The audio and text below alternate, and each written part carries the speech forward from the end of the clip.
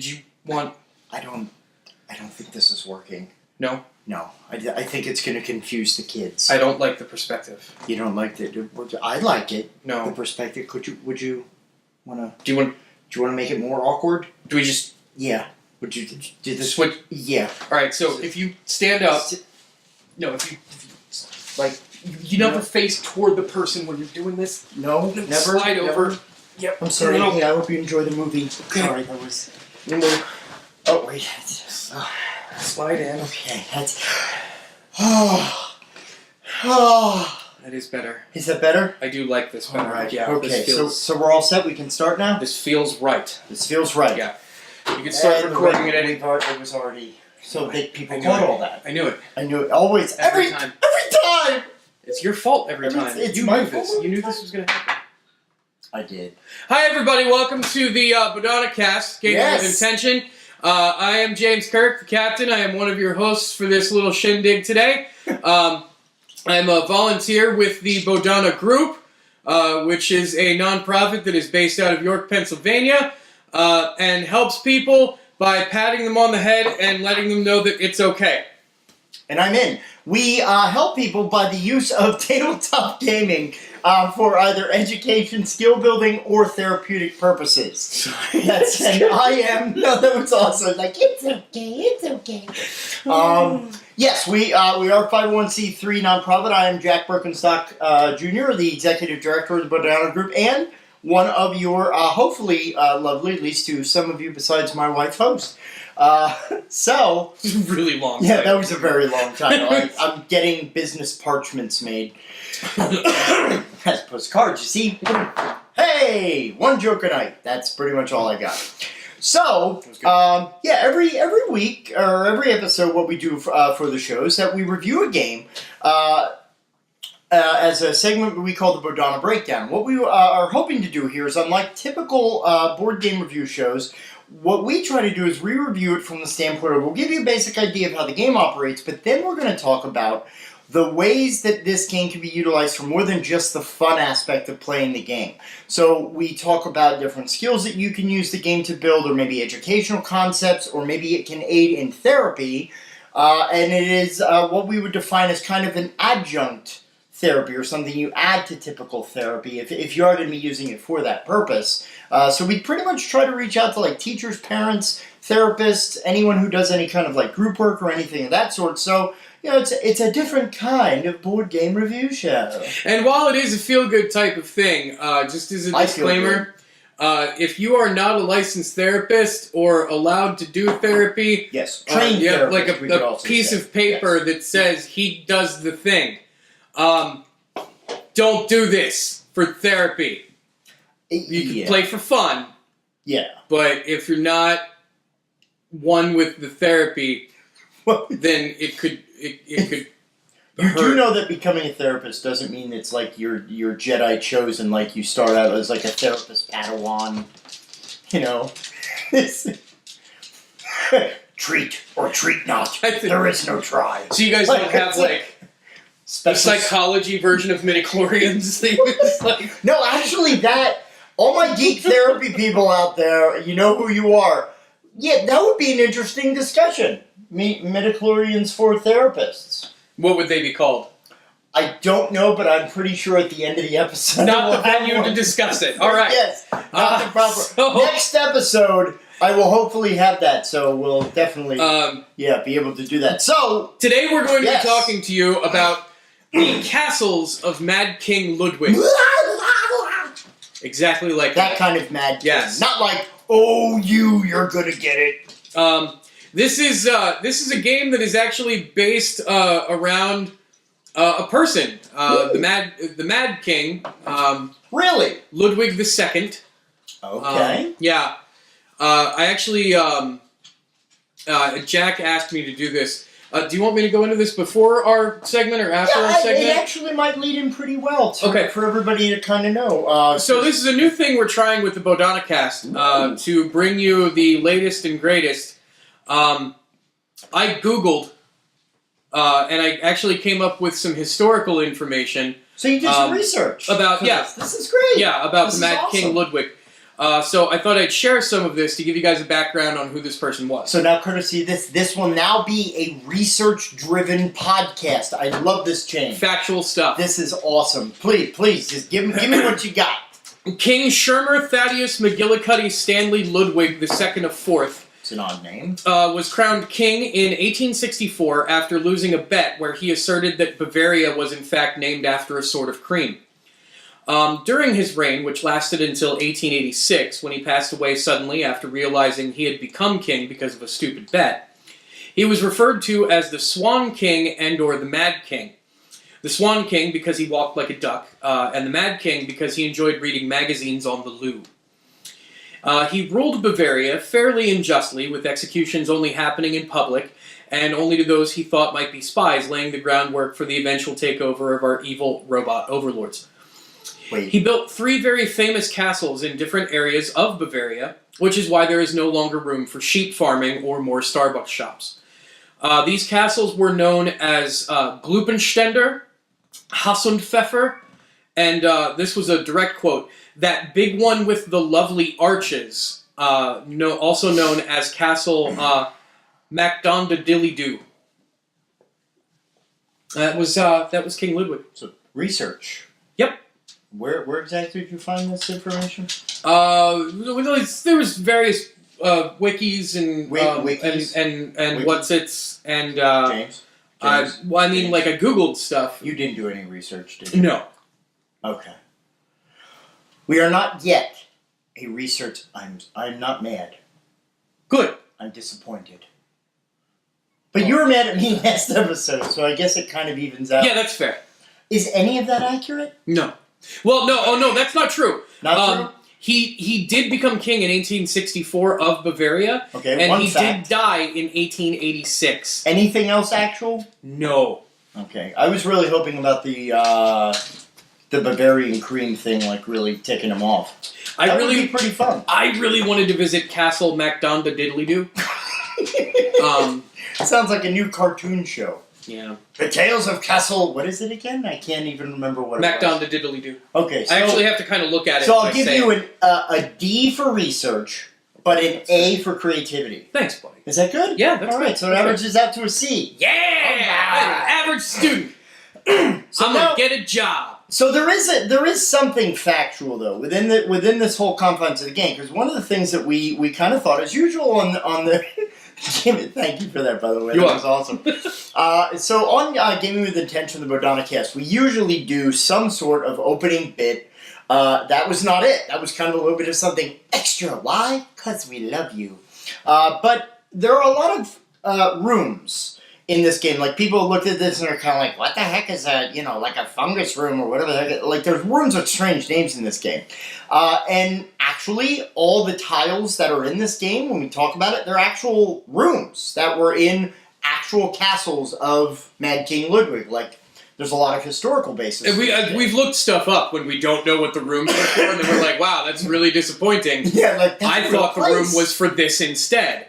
So Jack and I decided to make our own rooms for the castle, and we have not seen what the other person has come up with. There are 3 room names, and we will be tasked with figuring out on the spot what those rooms are for, if they were actually in one of the Mad Castles. So what would be the actual purpose of this room with a strange name? Do you want to go first? Sure, yeah, I can go first. Okay. So the first room that I created was based off of the castle name that I made up just a moment ago.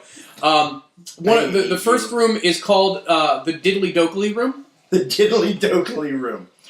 Okay. I am picturing a room that is expressly devoted to nothing but marathon watching of The Simpsons because of Ned Flanders. Sure. And I want each wall to contain nothing but large, garish murals done in styles of famous artists. So there would be like a Picasso Ned Flanders next to like a Van Gogh Flanders. Sure. That's what I would do with that room. Okay. I actually had written down where Flanders cosplayers go to rehearse. Yeah!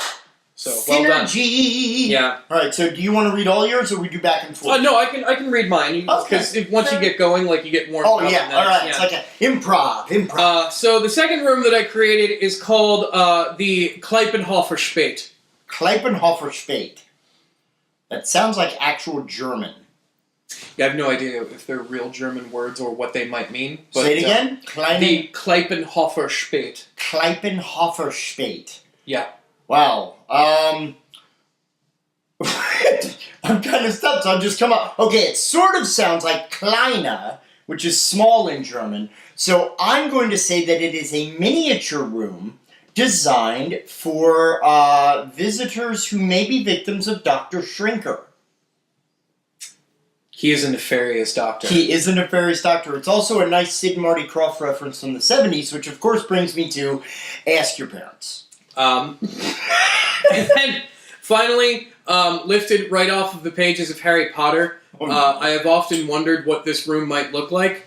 So your final one is the Room of Abandon. The Room of Abandon? Is it a cop-out to just say that there's nothing in there? Like, this is your room, buddy. You do whatever you want. The Room of Abandon. Yeah, it's actually full of a bunch of, like, cheesy skull and crossbones things from that way too over-the-top pirate phase that we had. Like, abandon all hope ye went here. So all that stuff they couldn't sell from Spencer's or Hot Topic after... 80 knickknacks that all say dead men tell no tales. Exactly. It's all just stashed in there in a big hole in the middle. So that's my idea for the abandoned room. Okay? I was picturing it as a room where... everything that's been left behind when people moved. That is an amazingly large room. Just ends up in this room. The room of requirement was huge! Okay, alright, fair enough. So, it just houses stuff that was left behind on moves. Okay, so these, as you could probably say, I got a little silly with some of them. So, good. One of the cool things about here is that it's not just rooms. There's also, you can have like stairwells and hallways and stuff. So I thought... what would be the Anthony Michael Hall?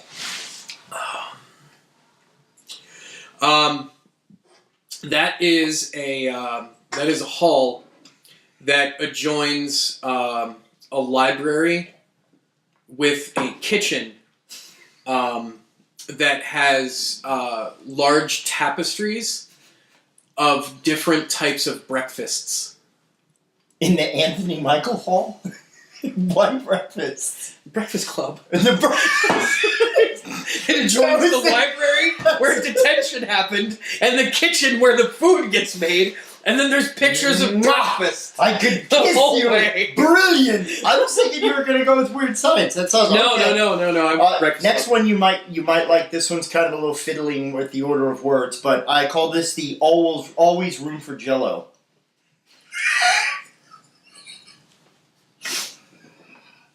Yeah, one of the secondary things of this bit is James and I love breaking each other up, so we really hope you do enjoy the humor. But what would be the always room for Jell-O? This would be a room that has a resin floor, and under the resin, like kind of like encased in amber, are different like symmetrically laid snack packs the whole way across, just so you can like see them under the floor, but you can't get to any of them. Oh. And then all of the furniture in the room is made from petrified Jell-O. Oh wow! Like different like lounge chairs and sofas. So you could lick it. A Barca lounger. A lazy boy where like some of it didn't quite solidify, so every time you pull the lever, it comes out and like shoots out like little Jell-O things. Every now and then. This is a very messy room. I love it. The always room for Jell-O. And then the last one is actually somewhat pedestrian for me. The Peacock Lounge. Which I'm sure is like a club from the 60s. Might actually be a room in Castles of Mad King. I haven't memorized all the titles. Yeah, it could be. Peacock Lounge. What do you think? So... keep it clean. I think that this room has a large... fountain in the center, but instead of water, it's an air-based fountain that just like shoots feathers up into this thing that catches the feathers at the bottom and just recycles them so they get shot back out the whole time. Fountain. It's like a chocolate fountain type thing, like where it's feathers. just constantly flowing, but it's all feathers. Wow. And then around it are different large chairs that have these huge backs that like come up and curve. Okay. But when you sit in them, it forces pressure to have the chairs kind of open up. Oh, so it becomes really like these different like types of colory things. Okay. And it's like an entertainment room. All right. And all of the servants and the people that bring drinks all go like this while they're walking. And every drink that you get served, you have to like grab it really quickly, like just in case so it's somebody that just in case spill? because like. So nobody like actually has Parkinson's, but it's like trying to like catch somebody that's like giving you a drink when they have Alrighty. So that is our opening bit. So now let's get down into the to the down and dirty of Mad King to the Ludwig. down and the dirt the diddly do. I can't use words. This is gonna be our Flanders episode. Yes, this is wow. So Castles of Mad King Ludwig is a game that is put out by Bezier Games. It was put out in 2014. The designer is Ted Alspach. The time to play this game is roughly about 90 minutes. We will kind of give you an advance. It is a long game. Yeah, a little bit longer to learn, too. If you have people that haven't played it before, they're going to have to get used to some of the mechanics, so it'll take longer than 90 minutes. But a little bit. If you have everybody that knows what they're doing, they can play the game. It is a little longer than your average sit down. 13 and up are the ages recommended for this game. Again, there's not really a whole lot of reading and everything, but there is like James said, there's a little bit of kind of fiddly going along. There's a lot of rules about placement and point calculation, which could be a little overwhelming for younger players. But of course, use your own best judgment with your own kids and family. And it plays between 1 to 4, but the sweet spot, as with a lot of games that we talk about here, the more players, the more mechanics are at play, the more things move around, and when we go into mechanics, I think it's going to be pretty apparent why 4 players. This game I really like having a full boat. All right, so to play with. You're definitely going to be the lead hoss on this one, so I'll do the elevator pitch. Yeah, that's cool. Yep, okay. Go right ahead. So elevator pitch of this game is basically you are building a castle, starting with a nice little foyer space, and your job is to purchase rooms that you want to put on, and you add on the best combinations and connections of rooms to the rest of your castle for points at the end of the game. The person with the most victory points, and there's multiple conditions to doing that, as well as getting points for monies at the end. That's pretty much your goal, is to have the most points in your castle. So last episode we reviewed World's Fair, and I had mentioned that there are like a lot of different ways to score points, no wrong way to go about it. So that seems to be the theme for the next couple of episodes. Yeah. There's a ton of ways to score points in this game. It's ridiculous. Yeah. So one of the cool things that I like about this game is that in the beginning on this board, you get 3 tiles, these 3 circular tiles that get laid out, and they are community goals that you can compete for during the course of the game. For example, you have a tile. It's a blue thing, and it says like zzz across it. So it's if you have bees in your castle. Yes, if you have a lot of bees. If you build an apiary, you Okay, I'll stop. No. So one of the room types in the game is sleeping quarters, bedrooms, because if you're building a castle, you have to sleep somewhere. So the zzz is the icon for bedrooms. So at the end of the game, whoever has built the most bedrooms into their castle structure wins that token's points. Yeah. They get, and there's first, second, there's first, second, and third, and if you're playing with 4 players, someone's going to be sitting there going, oh, after every one. So but my castle was sponsored by Vibrant. Yeah, there's Relief. You know how to spell it. Or no-dos, for those of you who don't know what Vibrant is. Do they even sell that anymore? I've got an outside room this big. Yeah. All right. So, ask your parents. Yes, always. So, on top of the community goals that you're competing for throughout the game, you can get these little yellow cards that give you personal goals that you don't show to anybody. Yeah. These are just things that you know you're striving for to try to score additional points. Here's how the game is basically played. And understand, I'm going to throw you some info, but to understand the benefits of it, when we talk about different skill buildings and therapeutic aspects of this, you really kind of need to understand how the game is played.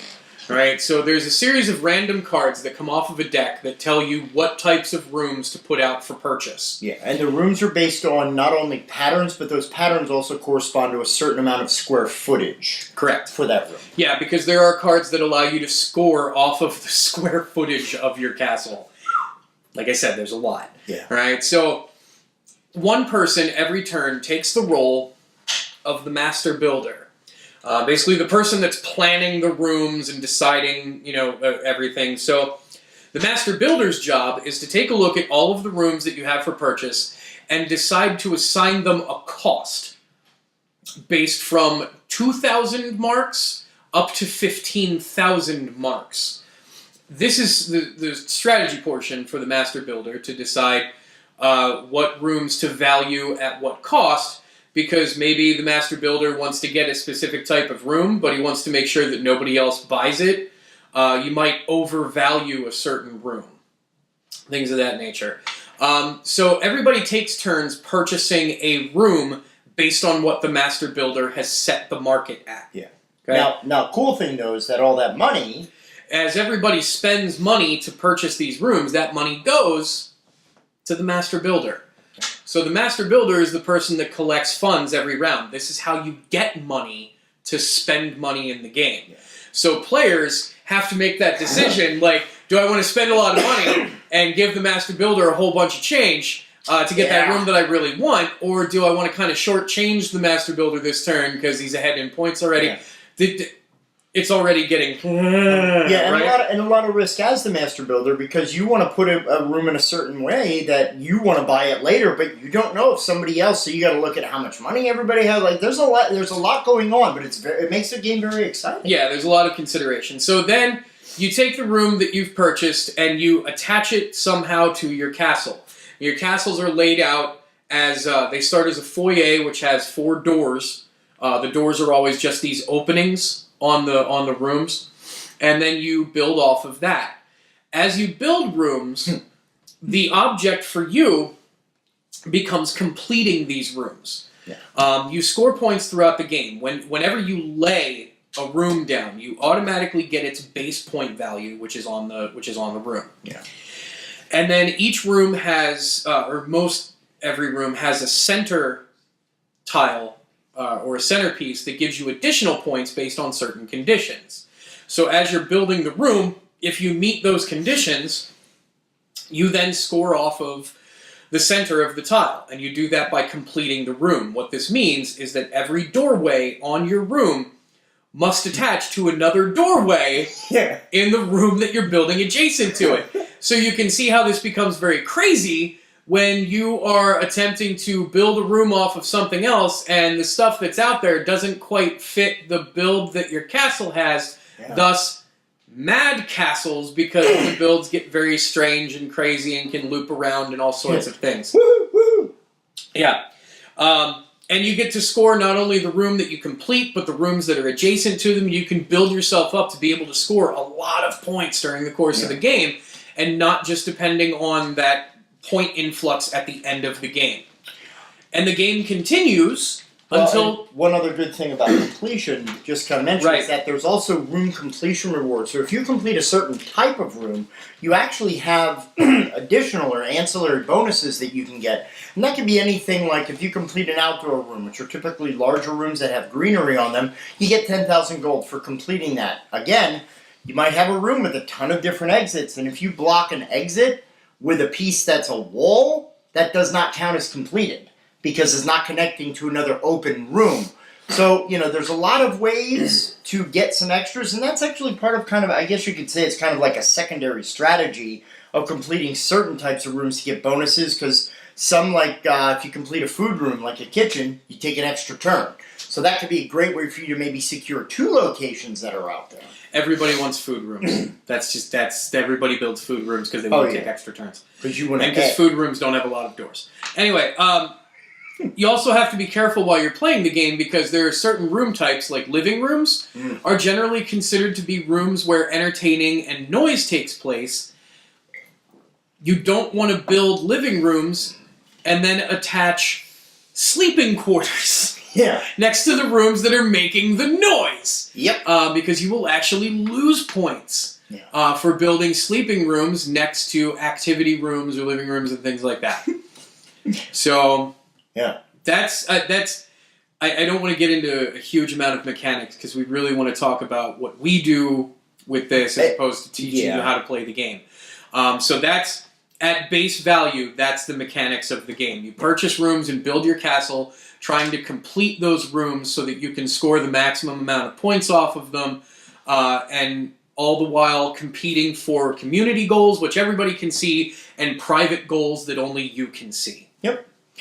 Yeah, I mean, and there's a lot of funness to the creation and everything. So when you're like building the castle. So before we go into some of the direct benefits, as always, a public service announcements that we at the Bodhana-Cast like to send out to people is that, we talk about play and how everything is nice and fun and awesome, but we always want to also remember that with anything, there are potential risks. So we always talk about the potential side effects that you could have from playing this game. Just again, public service announcement for the benefit of all mankind. It is possible. You like how I did that? For the benefit of all mankind. As it was written. So there are some things that you can get too deep into any game. Some of the things that can happen with Mad King Ludwig, we've seen occasionally that the house remodel that you're planning starts to get a little nutty. Maybe thinking a little too big. Yeah. One of the biggest ones, and this might be, I don't know if people would need explanation on this, but you might then start an apologist society for Sarah Winchester. Sarah Winchester, of course, is the haunted woman who was the somewhat crazed or pursued architect of the Winchester Mansion, which is much crazier than Mad King Ludwig could have ever hoped to possibly get. It's actually a very wonderful place to visit with stairs that lead to nowhere. And I'm kind of hoping that they do an expansion for the Winchester thing. For the Oh, that would be so awesome. Like an Americanized version. They're rooms that depending on the ambient temperature inside of the room that you're playing in, it changes where the doors are and crazy stuff like that. Oh gosh, that would be awesome. Yeah. Or boo, I'm a ghost. I'm an alien. A ghost room. You start taking this game very literally, and all of the food rooms are yellow tiled rooms. So every room that in your house that has food, you start painting yellow. You start having Shark Jets battles with fans of Carcassonne. You know the ones. You know. Also, the thought of placing a radio next to your bed throws you into a complete murderous frenzy. So again, folks, out there, when you're having your fun, when you're at the game table, please be safe and be aware. These risks could happen to you. Reality versus fiction, and while fiction is fun, reality can often be very frightening. Yes, especially that movie Reality Bites. I know some people say they love it, but please go back and watch it. It doesn't really hold up. Also doesn't bite. Yeah.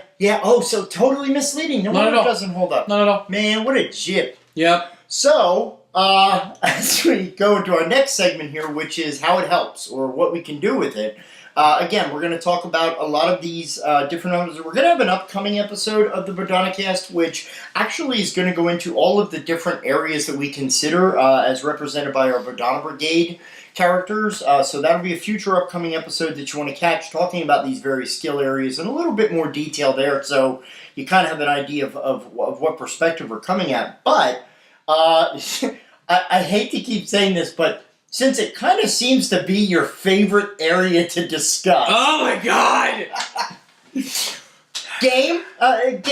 James.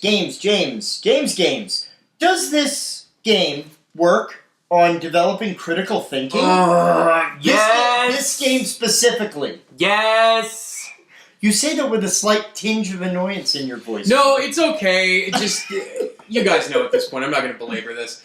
So, the critical thinking and planning portion of this is really central to the theme. I think it applies to every score points game, where you can score lots of points throughout the game, and points are the only thing that matters. Yeah. Technically, deciding which dice to reroll in Yahtzee is critical thinking. Yeah, if you really want to talk about it. So, like your placement of rooms and how to do the layout of the castle, purchasing and planning, like being smart with your money. A little bit of a life lesson. I was going to say, is that a useful skill at all? Being smart with your money? I mean, occasionally. Make it rain. I apologize to my wife so many times.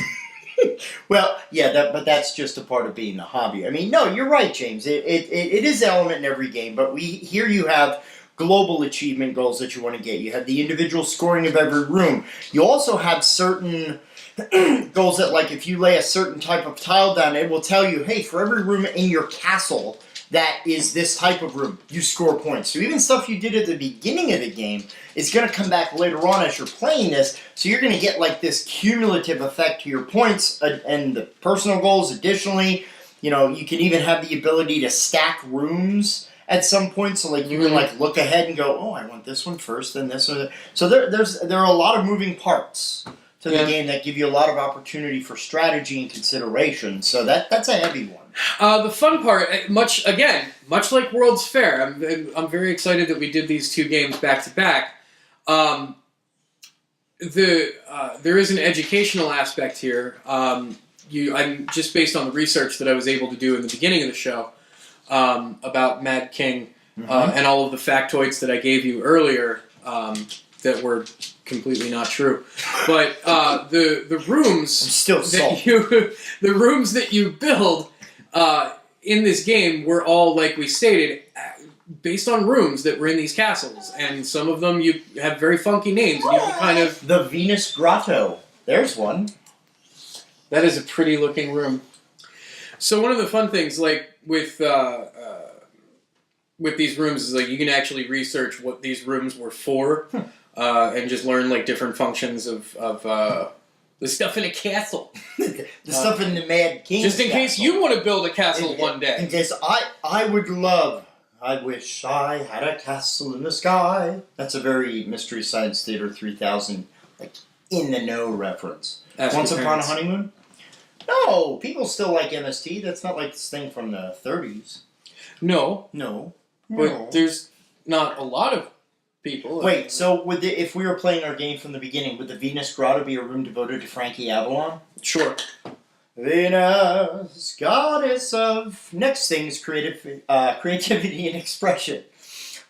So it really, like, it was very interesting. As usual, we like to talk about, certain friends of the podcast, certain friends of Bodhana that we have, partners, if you will.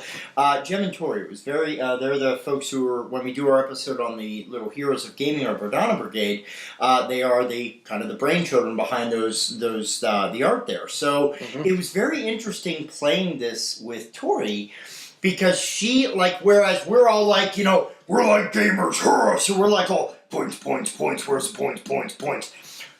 She totally built her castle from pretty, which was awesome.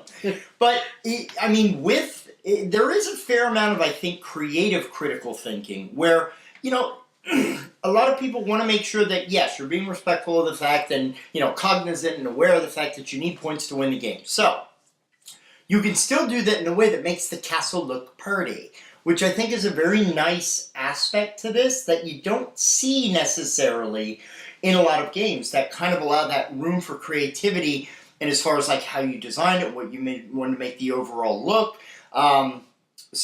Creativity and expression, there's a fair amount of that to here. It's kind of a nice little thing that kind of throws this game, a little bit of an extra bit of a benefit. Sure. So. Yep.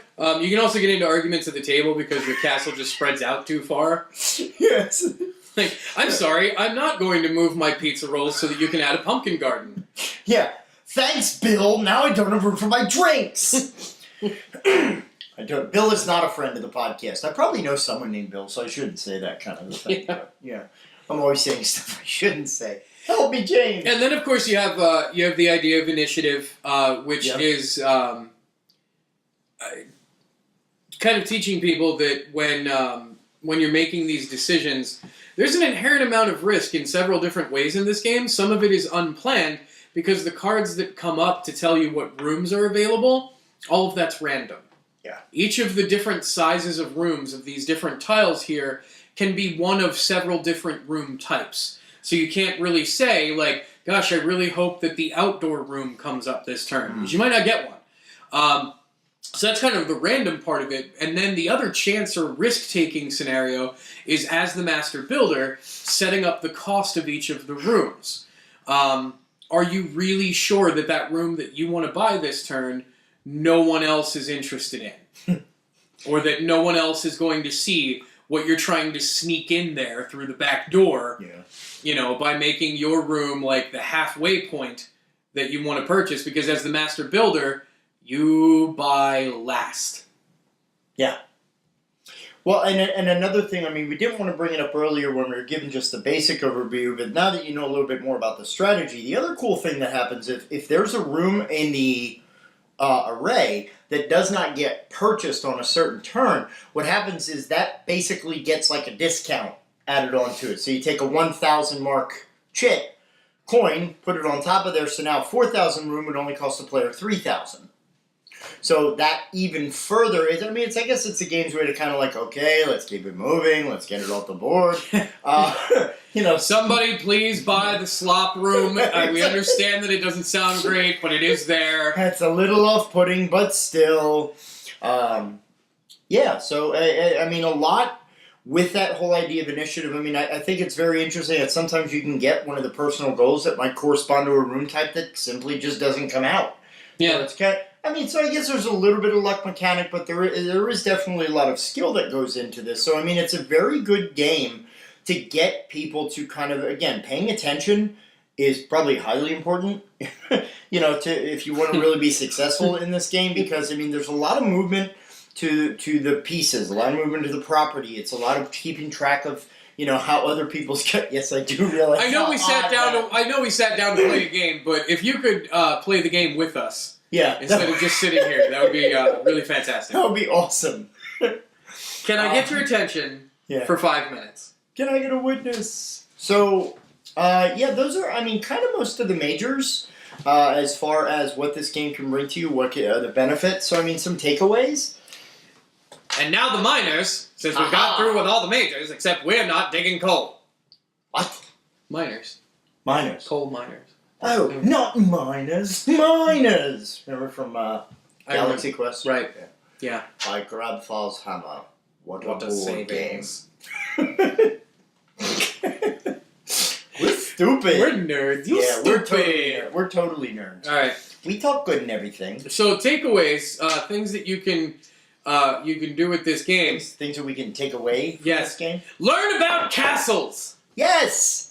No, that really was one of the most fascinating things. Like, we're looking through all these rooms, and I forget, we all knew, Mad King Ludwig, he was a real dude, but it's kind of like, oh, wow, okay, that's kind of interesting. There's a lot of very cool rooms in here, so when you start looking at it, the different castles that were kind of around. So, the education portion is very nice. For example, the observatory, not just for watching. I'll let you do the research to find out what else happened. But yeah, just tons of things were observed. There's a secret trapdoor that goes to the kitchen. There was, speaking of secrets, there was an add-on expansion to this game that was put out in 2016 called Secrets. Shh! But I have to tell them, otherwise they won't know. Now it's not a secret, you told them. But it's still out there. The truth is out there. Mulder? So that is our episode on the Castles of Mad King Ludwig. That you can get. So if you want to learn more about either castles or any other kind of board games and their potential benefit, please feel free to email us at the Bodhana Group at gmail.com at the little material link you'll see on your screen there. Additionally, please go to the Bodhana Group on Facebook to check out more information about us and local events that we may be doing. As we said kind of at the beginning, we do have our 6 Feet Under sponsor, signed on as our major t-shirt sponsor, also as a vendor for Save Against Fear, our annual role-playing game and board game convention. It's 3 days of awesome gaming, tournaments, Warhammer, Pathfinder, you name it, it's there. And all for charity. All proceeds directly benefit Bodhana and the work that we do at local agencies and with children and Pictionary. And what? Yeah, there's probably going to be Pictionary there. I make stick figures. And that is your artistic contribution? Yep. Yes, so thank you to that. And again, all that information is also available on our website, which is www.thebodhanagroup.org. And special thanks, as always, to Alex and Paul and all the crew at Wicked Turtle Network. They are our hosts, our producers, our filmers. They do all the editing for this show, so we really thank them. Also, they're the holders of the exclusive audio-only versions of these shows. So if you like the Bodhana-Cast, but you'd like to listen to it more, like at your desk at the office or on your commute to work, please go to the link that you will find to download those audio-only episodes that are available through SoundCloud. Shortly, we'll be getting links to iTunes, Stitcher, and all those wonderful things there. So, from all of us at the Bodhana-Cast to all of you, thank you for tuning in. I am Jack Berkenstock. I am James Kirk. The Captain. Great games, everybody. We'll see you next time.